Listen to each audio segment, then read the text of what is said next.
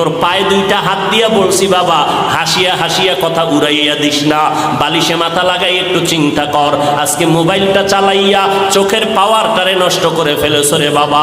পায়ে ধরে বলছি কথাগুলো এমনে ফালাইয়া দিস না, আজকে বালিশে মাথা লাগাইয়া চিন্তা কর। এই মোবাইল চালাইয়া চালাইয়া তোর মাথাটারে গরম বানাইয়া দিলি। এখন লেখাপড়া করতে মনে চায় না, কোনো বই লিয়া পড়তে বসলে মাথা ব্যথা করে। এই মোবাইলের কারণে তোর বুকে ব্যথা কিন্তু বেড়ে গেছে, মাথা ব্যথা বেড়ে গেছে। এই মোবাইলের কারণে খানার রুচি পর্যন্ত নষ্ট হয়ে গেছে। এই মোবাইলের কারণে রে বাবা তোমার হার্ট দুর্বল হয়ে গেছে, ওদিক থেকে তোমার রোগ শোকে তুমি ধ্বংস হয়ে যাইতেছ, তোমার ব্রেনের উপরে এফেক্ট করতেছে, তোমার হার্ট দুর্বল হয়ে যাইতেছে।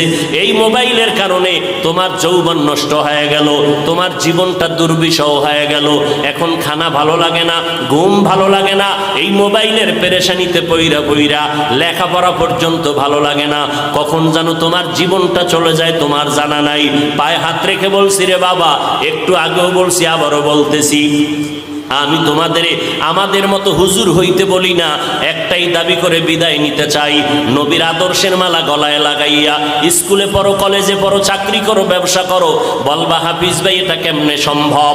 একটু ডানে বামে নজর করে দেখো রে বাবা, তোমার মতো আমার মতো যুবক স্কুলে কলেজে লেখাপড়া করে, 5 বেলার নামাজি ছাত্র ছাত্রী, একটু জিব্বা নাড়াইয়া তুমি জবাব দাও, আছে না নাই?